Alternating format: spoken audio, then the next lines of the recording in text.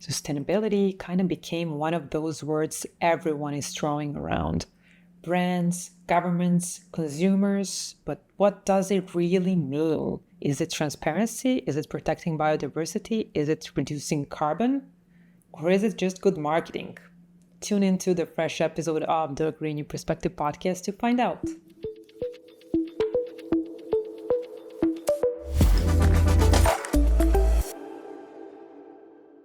In this episode of the Green New Perspective podcast, we are looking for the answer to the question of what sustainability really means for global consumer brands.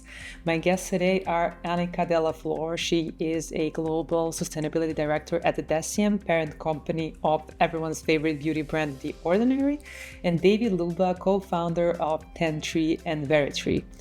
They are going to bring two worlds together.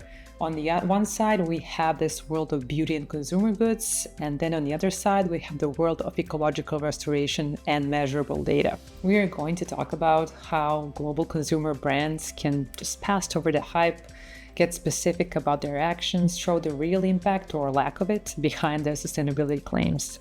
If you have any questions after you watched or listened to the conversation, please add them to the comment section below. We'll be happy to answer them. Enjoy.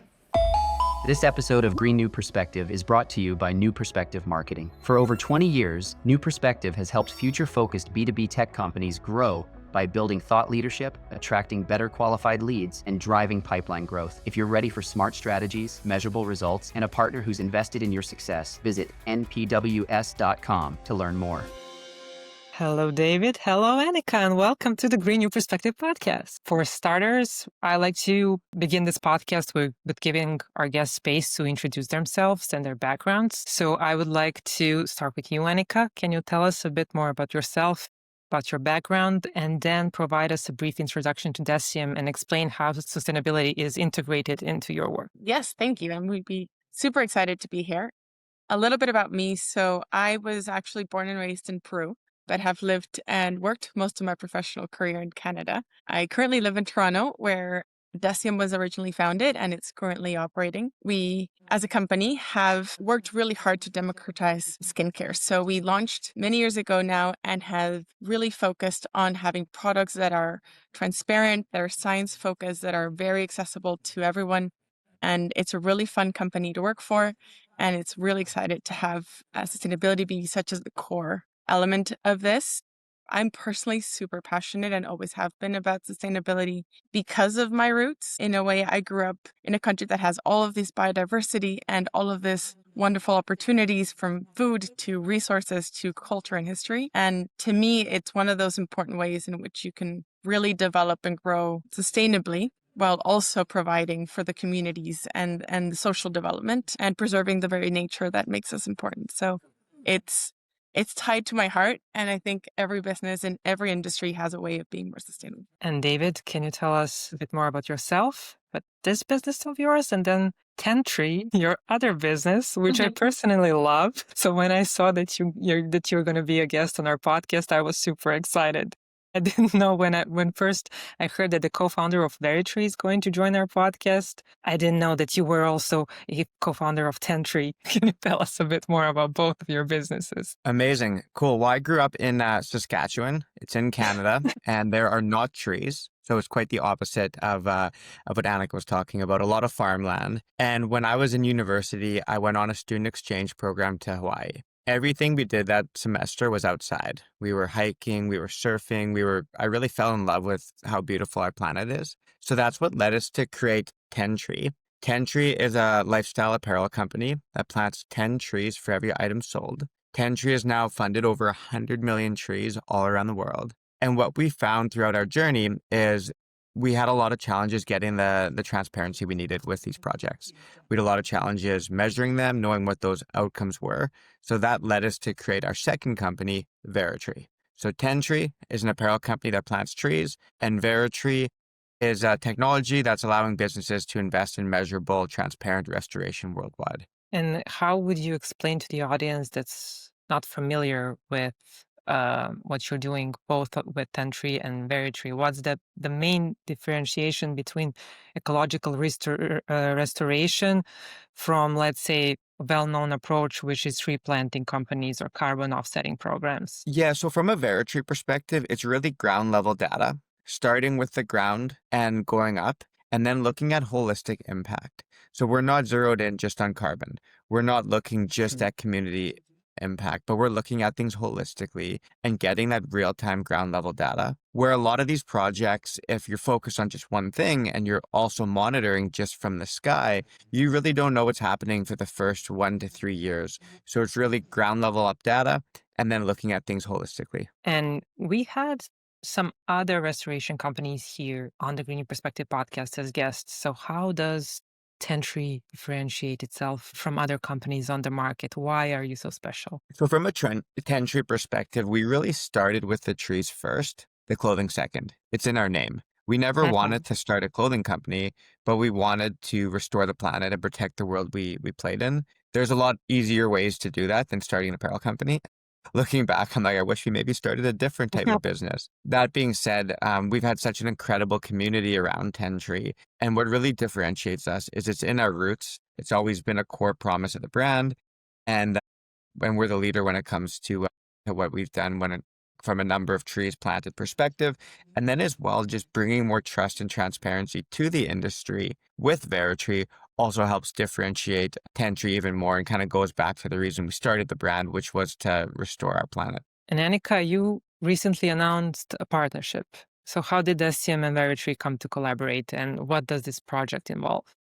One of the main aspects of our business, because we're a consumer company and we know that it is not inherently sustainable, but that's really important for us that we are able to make progress on multiple fronts. So one of the first things we did when I first joined was really align our strategy to our operations, to our day-to-day, to our packaging. But we know that's not enough. So we really wanted to extend ourselves beyond our own borders and find partners that allow us to do things that they are experts in, that go beyond our own elements of operations and manufacturing and distribution and sales. So, for example, I've known David for many years now, and we thought that there was a massive opportunity for us to collaborate because we really focus on giving back, because we care about science, and Veritree as a company is so rooted in transparency. And so trees don't just capture carbon, as he was saying, they really bring back a lot of life to soils that have been destroyed, that have been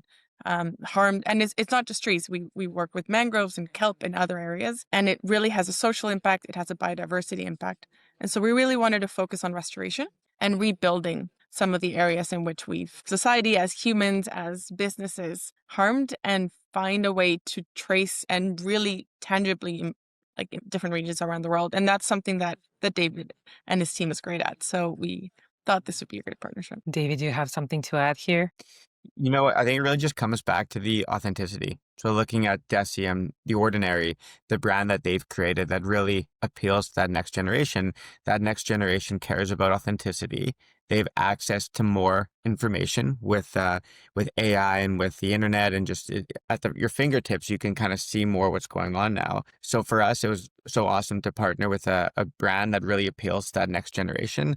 And we know that generation also cares about a better future. So I do believe that there's positive business results that are also coming out of what we're doing that's good for the planet. And Annika, you've already mentioned that there's growing attention on the role that businesses are playing in addressing climate change.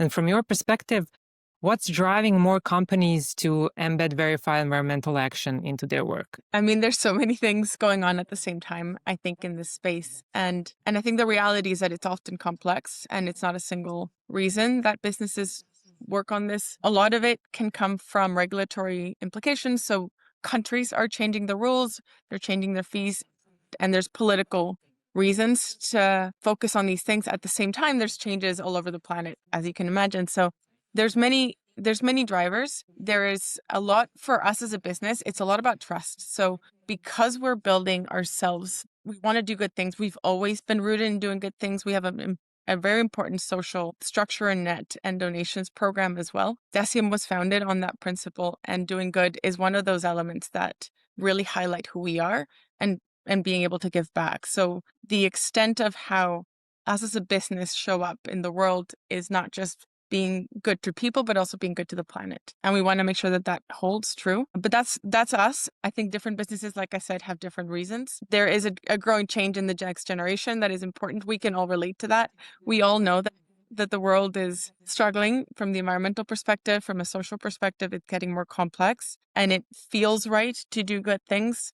Where I really try to focus is trying to stay away from the political elements of it and making sure that we're doing things because they're the right efficient moves, because they're good business moves, and because down the line they all have a way of building trust and paying back so that this business itself becomes more sustainable. And I think when it comes to finding reasons, they need to be true to you, and you need to be able to hold the business and yourself accountable to that. So we're trying to do our best. We're working towards doing more. I think every business can do more.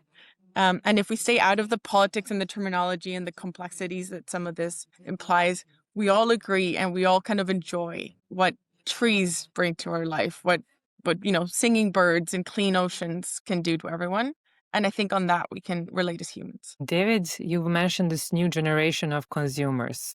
So how do you see consumer expectation evolving when it comes to sustainability and transparency from brands? Yeah, so with this next generation, I don't even think it's just from a consumer perspective, but it's just them in general. So choosing what companies they want to work for, choosing where they shop, choosing how they shop. Buying, we're seeing a lot more like thrifting and a lot more like end-to-end, cradle-to-cradle circularity preferences out there. We're seeing it everywhere. And we've seen when we've integrated a compelling impact into the checkout experience, conversion rates go up. We've seen when we've integrated compelling restoration efforts with a sustainable brand, for example, at Costco or at different retailers, we've seen sell-through goes up, and there's a higher return in a lot of cases on sustainable investment than there is on advertising and discounting. So when you compare those two and have better results, that's a program I think every business in the world would want to get behind. And going back to what Annika was saying about not getting too political, like doing good is good for business. And if you can kind of tie it together that way, like who wouldn't want to invest in a better planet? And did you have some experiences where the company was not actually invested in doing good, but having some kind of return in terms of, money, business growth that was directly related to sustainability? Yeah, like absolutely. There are a lot of instances where we're planting trees at hotels for opting out of cleaning services. That's saving the hotels money as well as helping the planet. We recently partnered with a business, and they had a gift with purchase at checkout. And they added in plant a tree option. I don't need a gift. The world has enough stuff on it. And that's saving them over $300,000 a year. So there's instances like that everywhere where when you can, in that customer journey, especially that next generation, where $30 trillion of wealth transfer is going to happen in the US, Canada, and UK alone in the form of inheritances from baby boomers to that next generation. And when their buying preferences align with a better future and a better planet, and businesses are going to have to get behind it. And we couldn't be more proud to partner with Annika and her team, because the authenticity that they bring to the table is second to none. Annika, how do you see collaborations like this shaping the marketplace, both in beauty and beyond, when it comes to proving environmental impact? Deciem as a brand is actually a very warm and embracing and somewhat activist brand. So we have a lot of efforts in the LGBTQ movement, for example, in mental health. We participate, and we believe that beauty is for everybody. And we really want to make sure that we're being democratic and accessible in our products and in our offerings across the board. So in that sense, I do think that we're trying to stay in the conversation and stay relevant and still have a little bit of fun with how chaotic everything is, at the same time being ourselves and making sure that we can speak through a lot of those, just speak the truth through a lot of those instances where things can get murky in the social media world. And I think we've had a lot of our following and a lot of our audience is often focused on just being honest to yourselves and standing for something that you believe in. Well, David, let's say, do you think that partnerships like this can influence how investors, let's say, view the role of private companies in restoration? At the end of the day, if investors see that helping the planet is good for business, they're going to get behind it. So it's really all driven by that next generation and how they're voting with their dollars. If circularity is picking up more steam, they're going to put more money towards that, right? So like when you look at things, the world is run by the economy and by money. So it's really like, how do you ensure and how do that next generation help drive things forward? And I think we're seeing that a bit more each and every day. especially in some other countries too. Like I know like Europe, Canada, Australia, like, there's certain countries that are a bit more ahead of like the United States. And I'm not throwing any shade at the US, but I do think the way the world is going is like we're going to have to protect our planet or we're not going to have a home to enjoy, right? Did you know your win rate drops by 90% if a deal sits idle for 2 months? Sales cycles are dragging, buyers go silent, decision makers keep multiplying. This 20-minute webinar shares data-backed insights and clear tactics to revive momentum fast and keep it going. Don't let your best opportunities stall out. Watch on demand, link in the episode description, and take back control of your pipeline. Anika, let's say that every partnership has hurdles. What was the most challenging part of bringing this collaboration to life, and how do you work through it? That's funny that you mention it, but to be honest, this partnership has been extremely smooth for us. One of the things that I love about Deciem is that our leadership is very committed to the work that we do in all the social and environmental efforts. And it was never something that we had to fight to get. It was always something that our entire business is very supportive of. And everyone was so excited when we decided to announce this partnership, both internally and externally. And David's team has been brilliant as well. So it's honestly been extremely smooth. And we're looking to expand through other partners in a similar way across other areas so that we can cover more ground. So we will be having some more announcements in the future on that. But most of the time things can have its moments, but to be honest, this time with Very Tree, everything's gone really smooth. How about integrating other sustainability efforts into a business that is talking to consumers? We've talked about this sort of an issue at the beginning of the podcast where you've said beauty brands are usually labeled as not being sustainable because they produce in mass and they are oriented towards bigger sales trends, and so on. So how difficult it is to actually change the perception of the brand that is global as Deciem is? That's a great question. And it's something that we're working through every single day. So we're very aware of our impact and the fact that the nature of our business has an impact in the environment. At the same time, we're focused on the bits that we can control. So we have a very strong strategy internally from an operations perspective. We're working towards reducing our carbon footprint, for example, in our manufacturing facility here in Toronto. We manufacture the vast majority of our products in-house, and we have a lot of control over that operational chain. We're working to improve our supply chain as well to get more transparency on ingredients,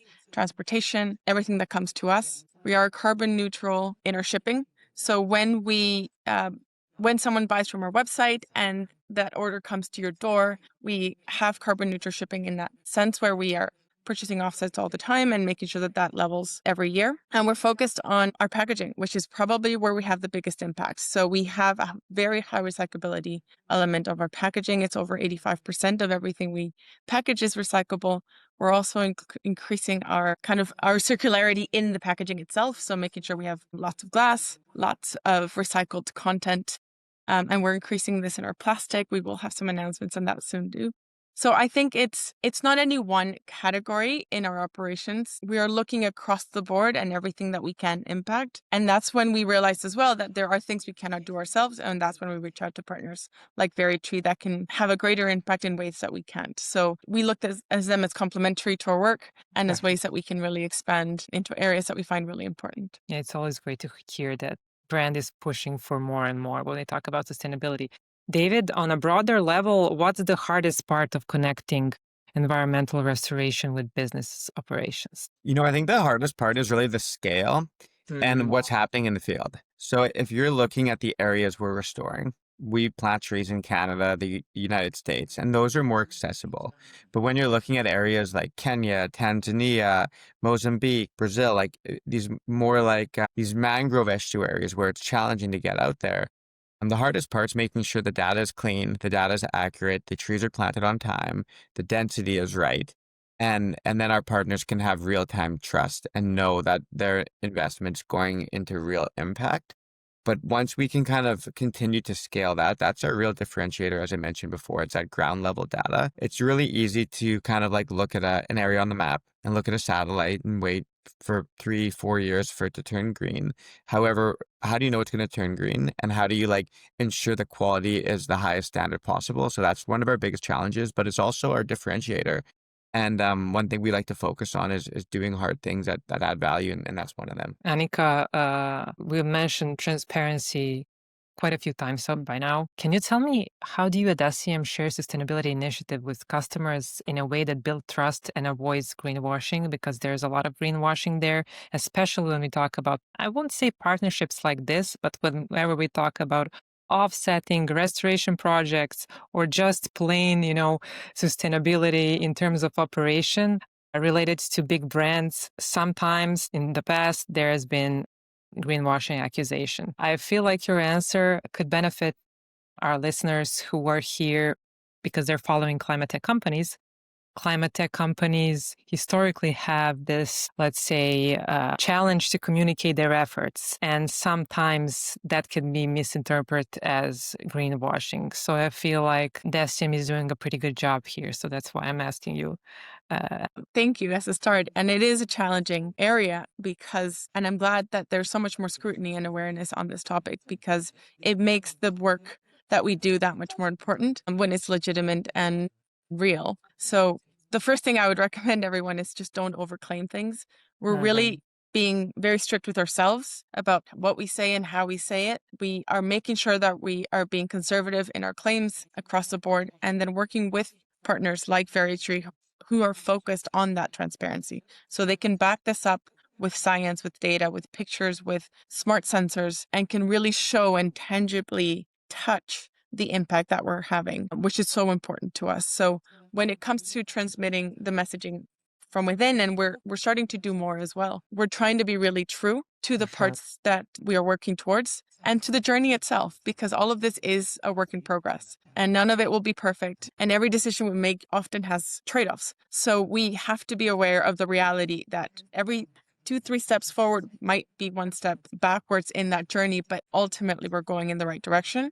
And that's what's really important to us. So it's really about being honest to yourselves, making sure that we're claiming what is accurate and what we can back up with our own data and what we really believe to be true, and then having the right partners in place so that they can help us do the same from there on. Talking about partners, David, how can you help your partners to use verified restoration, not only for, let's say, ESG reporting or other types of reporting, but also as a part of their brand and marketing story? Yeah, I think it really comes back to what the brand stands for. So like, for example, like you look at like Deciem, The Ordinary, there are unique things different companies care about. Like it could be hydrating your skin. How do we link that to an outcome of restoration, like hydrating the planet? There's a lot of like, for example, food businesses we work with in like the food industry, and they want to invest more in agroforestry. So I think what's really unique about Veritree is we really look at the outcomes and not the inputs. It's not just another buy this and we're going to plant a tree. It's like, no, this is what our brand stands for. We care about the ocean. So we can really like have reforestation projects, whether it's kelp or mangroves, align with that. So for us, it's really I'm going to bring it back to authenticity again. I probably sound like a broken record, but at the end of the day, if we could ensure that those outcomes are really aligned with what the brand is looking for, and that can be so impactful, that storytelling and that transparency to back it up.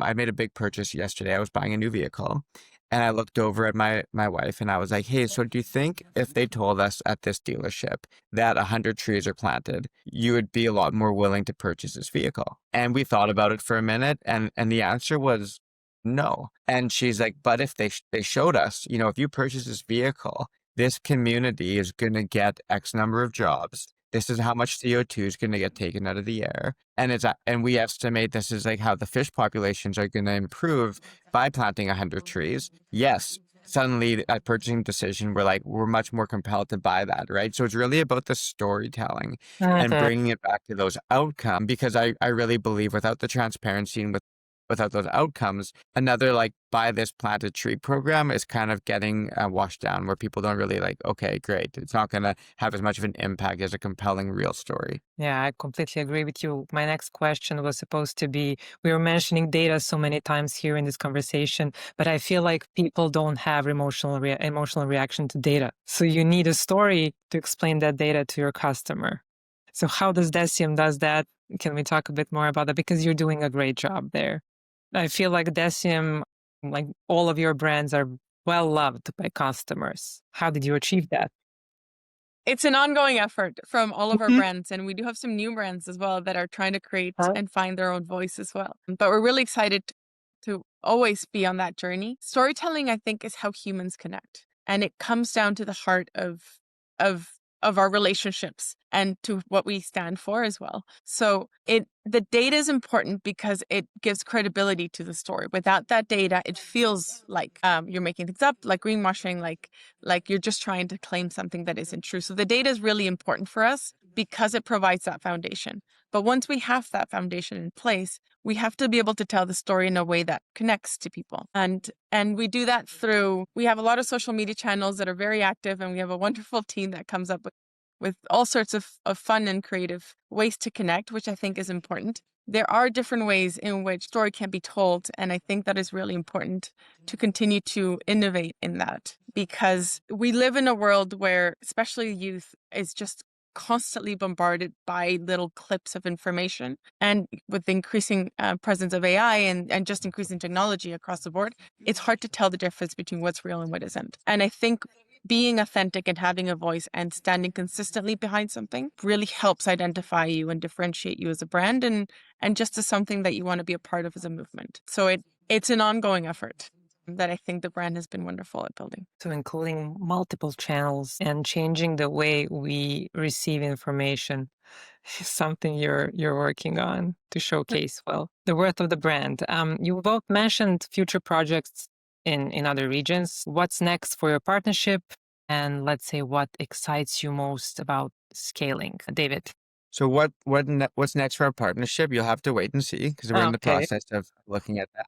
We are focusing lots on like wildfire restoration. We're focusing lots on Canada wildfire, and a lot of the markets Decium is growing into. But Anna can maybe can touch more on that. What gets me excited is just making nature investable. Like there is a huge gap the United Nations has identified, where if we don't like 3x our investment, I believe it's 3x our investment into nature, by 2030, we won't hit our climate goals. And if we don't hit our climate goals, we've seen what can happen with devastating weather. And the sad thing about that is that impacts some of the most impoverished communities in the world. So for me, it's making nature investable, showing a real return on investment from a planet perspective that you can measure and see, but then also showing a real return on it from a business perspective, where it can help your top and bottom line as well. Maybe I'll pass over to Annika now for her answer. Yes. So when it comes to this particular partnership, we wanted to start our first year with a Canadian focus. So we have most of our investment has gone into 3 different markets within Canada that have a lot to do with wildfire restoration and kelp as well, that works with the First Nation community. But we're already working towards and committed towards expanding this more internationally as well. And so because of the planting cycles, it goes through certain months of the year where the right time to plant and the right seeds and everything. So all of this takes a little bit of time to come to life, but that commitment between Veritree and our team is already in place. And so next steps for us is to expand into countries like Brazil, for example, or in the UK, there's a little bit as well, because we have an important office operations there, and one of our founders is from England. But we're working across the board on multiple projects that go into other parts of the world as well. So we want to make sure that we are a global company and our impact is expanding far and wide into the markets that we operate and into the places that we think can have the biggest good as well. So Veritree thankfully has a really cool collection of projects, and they have diverse impacts across the board. So oceans, community, social impact, wildfire, biodiversity. David can probably speak more to all the scale there, but we're definitely expanding outside as a next step. Such a good thing to hear. I would like to end this conversation on this positive note because I feel like this could be inspiring. Like this whole talk is be inspiring to our audience and climate tech audience that is also listening to this podcast. So for leaders in the climate tech industry and beyond who want to build an authentic partnership around impact but don't know where to start, what advice would you give them? David, you can start first, and then Annika could continue on that. Yeah, I would make sure it's real. I'd make sure you can measure it. And then I'd really try to define early what success looks like. So when you're doing your hindsight 12 to 18 months later, you can look back and know if your project was successful. I would go one foot in front of the other. You don't have to have this grand build up and make it perfect because Annika said it earlier, you're going to make mistakes along the way, but it's a journey. And I would start small, measure, and then evolve and go from there. Annika? I think it's really important to be true to yourself. So find that message, that thing that holds you to be true to your business efforts and to your business values. So Decium, for example, is very much about belonging. It's very much about democratizing and accessibility of products and being able to provide, the real value and the real impact behind everything that we promote. And with that can then apply to everything, including the planet or including our environmental efforts. So I think you have to find that rooted and that base that holds you true for yourself, and then make sure that you understand how that applies across the board in different ways, and being honest about it, because I don't think anybody's expecting perfection or anybody can be perfect in this journey. It's really about making steps across the board and realizing that it will take time to get there. Thank you both for being my guests here. We've come to an end of this conversation.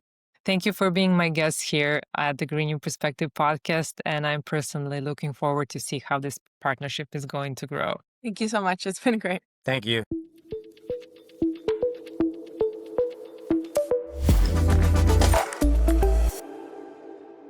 Thank you for tuning in to Green New Perspective. This podcast is proudly sponsored by New Perspective.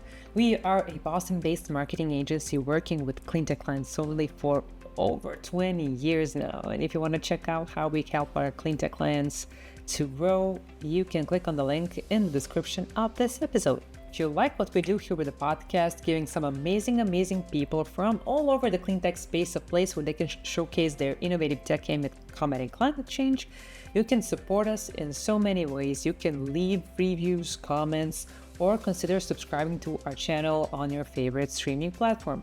We've noticed that around 75% of you who are regularly watching our show are not subscribing.